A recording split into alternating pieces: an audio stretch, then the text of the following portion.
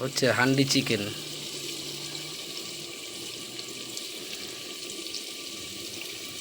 পেঁয়াজটা ভাজা হচ্ছে, আর এই রয়েছে মাংস, এই আদা রসুন পেস্ট,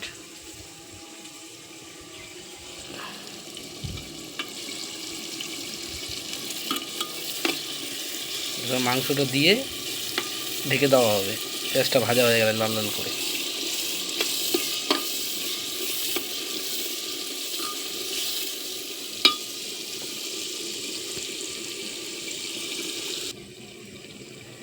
কি দিলে?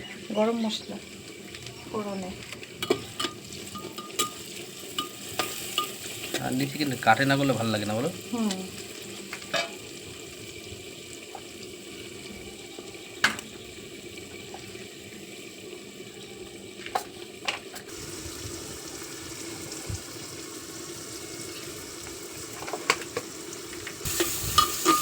এটা কিসে হবে? পেঁয়াজটা যে হালকা ইয়ে করে নিলাম, ভেজে নিলাম, এই পেঁয়াজের রসে আর তেলেই হবে, এটা জল যাবে না। আদা রসুন, সামান্য অল্প পেঁয়াজ,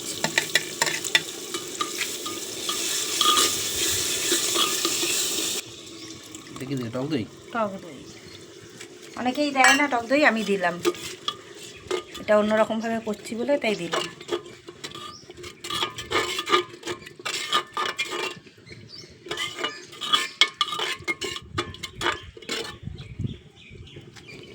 হান্ডি রসুনে হলো, হান্ডি মটন হলো রসুন মেন, দিতেই হবে গোটা রসুন। বন্ধুরা এটা কিন্তু চিকেন হচ্ছে, আমি ভুল করে বলে ফেলেছিলাম মটন, কিন্তু এটা কিন্তু চিকেন হচ্ছে। আমি কিন্তু ওই চিকেনগুলো হালকা করে ভেজে নিয়েছি, নাহলে বিচ্ছিরি মানে কাঁচা ভাবটা থেকে যায়।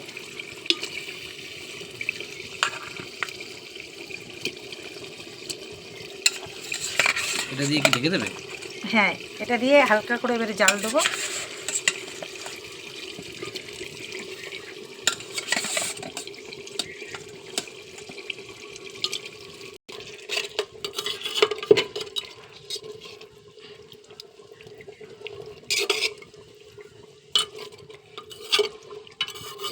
এই হান্ডি চিকেনটা কিন্তু সম্পূর্ণ আলাদাভাবে করলাম। এবার কি করবে? ঢাকা দিয়ে দেবে? হ্যাঁ, এই যে আস্তে আস্তে অল্প হিটে হবে, অল্প আগুন দেবো, জালটা হয়ে গেল।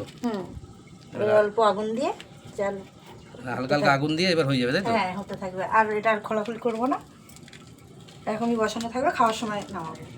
তাহলে ভিডিওটা এখানেই শেষ করলাম। দেখবেন, ভালো লাগলে কমেন্ট করবেন, শেয়ার করবেন।